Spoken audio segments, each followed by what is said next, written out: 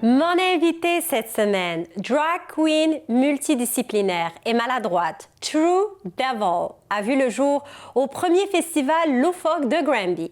Elle est née sur la bonne étoile de l'humour. Depuis, elle anime les petits comme les grands par ses contes pour enfants et ses contes coquins sur sa chaîne YouTube. On a pu la remarquer à l'émission Sans rancune sur TVA dans le vidéoclip Rêver de Luc-Jean Gagnon et lors des spectacles bénéfices de la Maison Plein Cœur ces dernières années. Sa passion pour la scène l'a amenée à divertir au Théâtre La Comédie de Montréal, au Cocktail, au Théâtre Sainte-Catherine ainsi qu'à la Galerie Gora à travers plusieurs numéros de variété, sans oublier des événements privés. Mais avant de rencontrer le True Devil, on prend une petite pause publicitaire et on se retrouve juste après.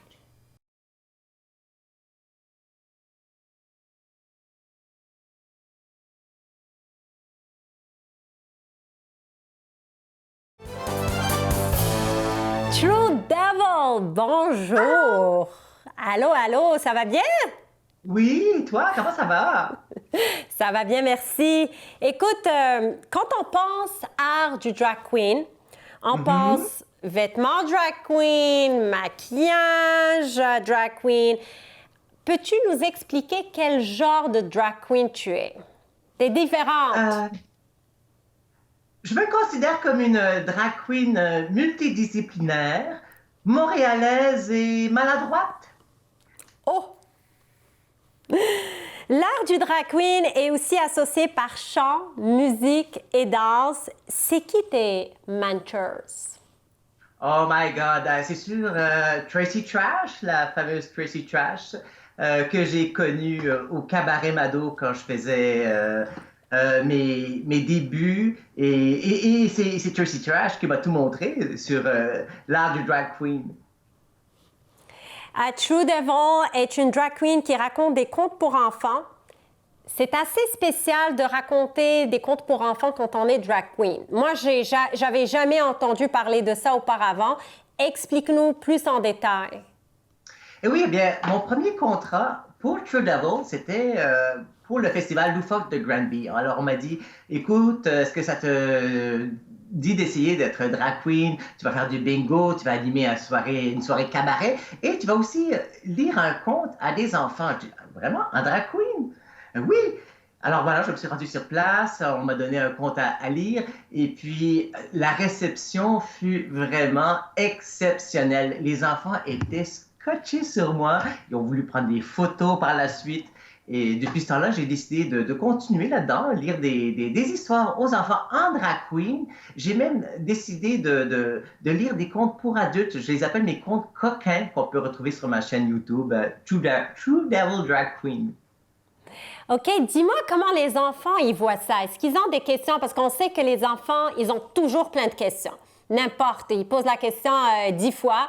Est-ce que t'es une femme? Est-ce que t'es un homme? Pourquoi t'as les cheveux rouges? Pourquoi qu'ils sont mauves? Pourquoi tu portes des cornes? C'est quoi ce genre de questions d'enfants? Comment que tu les reçois et comment que tu y réponds? En fait, les enfants se posent pas trop ce genre de questions. Les enfants sont tout simplement d'abord fascinés et enjoués. Donc, c'est ça, euh, le but de tout ça, c'est de montrer cette ouverture d'esprit et de les ouvrir au monde de drag queen. Les enfants ne sont pas là, ils n'ont pas encore la maturité pour juger ou pour comparer. Donc, ils sont complètement émerveillés et c'est ça la beauté, c'est ça la joie de lire des contes aux enfants. Les parents aussi sont intéressés, ils viennent nous voir, ils posent des questions. En fait, c'est plus les parents qui posent des questions. Les enfants sont là pour prendre des photoshoots avec les drag queens et c'est merveilleux. Et c'est pour ça que moi, ça me donne juste plus de motivation à poursuivre et je ferai ça toute ma vie. Impressionnant de savoir que c'est vraiment les adultes qui posent ce genre de questions de pourquoi t'as les cheveux mauves et pas roses, puis des affaires comme ça. Intéressant, intéressant. Le mauve, c'est ma couleur préférée, c'est la couleur de True Devil. OK, OK. Tu travailles pour de bonnes causes, pour ramasser des fonds. Raconte-nous plus en détail tout le travail que tu fais. Oui, alors quand j'ai décidé de faire drag queen, c'est sûr qu'il y a le côté divertissement, le côté humour, mais j'avais envie d'apporter quelque chose de plus à la société. Alors, je participe souvent à des œuvres de charité. J'ai participé à des soirées bénéfices pour la Maison Plein Cœur, une maison qui s'occupe, un organisme non lucratif qui s'occupe des gens atteints du sida, pour la Société de la sclérose en plaques. Et pour d'autres belles causes, je suis toujours open parce que je trouve que c'est important. Que oui, il y a le côté scène, mais avant tout, il y a aussi l'humain derrière tout ça. Et si ça peut faire avancer des causes, pourquoi pas? Effectivement, effectivement, bien sûr. True Devil, c'est quoi tes projets à venir? Oh, ben, j'ai toujours voulu monter un one-woman show, ou pourrais-je dire un one-drag show. Donc, je suis Why en not? écriture en ce moment. J'ai déjà fait un one-man show en homme. En drag queen, ce serait un beau défi. Je crois que je serais le premier à Montréal à faire ça. Et puis, ben, ça ferait partie de ma vocation qui est de rendre les gens heureux et de les faire rire, de leur apporter du bonheur et de leur faire découvrir ce monde extraordinaire du drag queen. Fait que tu as dit que tu serais le premier à Montréal en train de faire ça. C'est vrai qu'il n'y a jamais eu de drag queen dans un one-man show, one-woman show, non? Oui, oui, c'est ça. La plupart des drag queens, sans vouloir dénigrer leur travail, euh, vont faire plus de lip sync, de chorégraphie, alors que moi, je vais essayer de pousser les limites. Je vais faire du théâtre, je vais essayer d'aller chercher les autres disciplines pour montrer qu'une drag queen, c'est pas juste ça.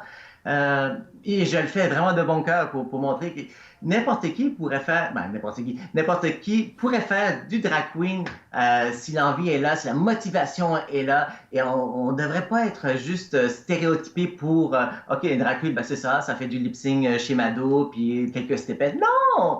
Une drag queen, c'est un personnage avant tout, comme disait Rita Baga. Et on peut faire du théâtre, on peut faire de la danse, de la musique, de la comédie musicale, du bingo, lire des contes aux enfants.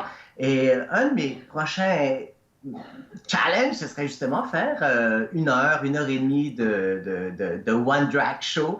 Et si ça peut inspirer les autres, pourquoi pas? Absolument, oui, c'est une excellente idée. Tu as parlé de chant et d'autres choses. Tu as dit qu'il faut être multidisciplinaire, montrer comme quoi le drag queen, c'est plus que juste une seule chose, mais c'est un artiste multidisciplinaire, tout premièrement. Fait que jouer dans un film, autant que drag queen, est-ce que c'est quelque chose que tu as déjà y pensé ou quoi que ce soit? Évidemment. OK. Évidemment, évidemment. L'occasion ne s'est pas encore présentée. J'ai fait des auditions. J'ai auditionné pour le film Drag qui s'en vient. J'ai auditionné. J'ai participé dans des vidéoclips. Je fais moi-même mes propres vidéos. J'en ai fait durant le confinement à distance. J'ai collaboré aussi avec d'autres drag queens et drag kings. Oui, bien sûr, je suis toujours OK. prêt à participer à des films. Mais c'est ça, mais je me donne pas juste ça comme objectif. Ouais. Il faut, il faut ouvrir toutes les portes. Ouais, non, non, absolument, absolument. Et en plus, tu es papa d'une belle petite fille de 5 Oui! ans que je connais, que j'ai vue sur Instagram. Et en plus, tu m'as envoyé des photos. Toute mignonne, elle te ressemble absolument. Fait Merci. qu'on veut aussi parler de ton aspect, d'être un papa responsable. On va voir une J'adore. photo d'elle. Pendant que tu parles d'elle, on va voir une photo. Dis-moi, raconte-moi comment que tu pourrais décrire ta petite princesse. Oh my God, elle est tellement adorable. Ben, elle est, comment je pourrais la décrire? Elle a hérité de cette joie de vivre de moi, de ce côté aussi entertainer. Elle adore, dès que je mets de la musique du Michael Jackson, elle se met à danser. Je pense qu'elle va être quelqu'un qui, ben, déjà, elle est très, très belle. Donc, elle va user de ça pour euh, ramasser toute l'attention, tout l'amour qu'elle pourrait et le renvoyer aux autres. Mais sa plus belle qualité, je pense, et déjà, sa qualité née, c'est qu'elle est très combattante. là, je vous partage quelque chose d'intime. Ma fille est née prématurément, 26 semaines. Elle a été 3 mois en incubation. Et aujourd'hui, elle se porte très bien. Ma fille, c'est une survivor, c'est une combattante. C'est pour ça qu'on l'a surnommée Arya, comme dans Game of Thrones. Sa plus grande qualité, je dirais, c'est une fighter et je vais toujours l'encourager dans tout ce qu'elle entreprendra dans la vie. Je vais être là à 500%. C'est magnifique. Tu es un papa formidable. Vraiment, parce que c'est ça ce qu'il faut faire en tant que papa. Je pense, à mon avis aussi, c'est juste soutenir l'enfant à faire ce qu'ils veulent. Elle est très, très, très belle. Et écoute, j'ai pas de doute qu'elle va réussir dans sa vie d'avoir un papa aussi merveilleux que toi. Puis merci d'avoir partagé avec nous une chose si intime, si personnelle pour toi. C'est vraiment apprécié. Ce que je voulais aussi souligner, c'est que la plupart des gens qui perçoivent ou qui regardent les drag queens ont une opinion un petit peu, comment dirais-je, péjorative. Ils disent, ah ben c'est ça, tu sais, les drag queens, c'est juste des gays, tout ça. Non, mais qu'est-ce que c'est que cette idée? Non, on peut être père de famille et décider de faire drag queen. On peut être hétéro et faire drag queen.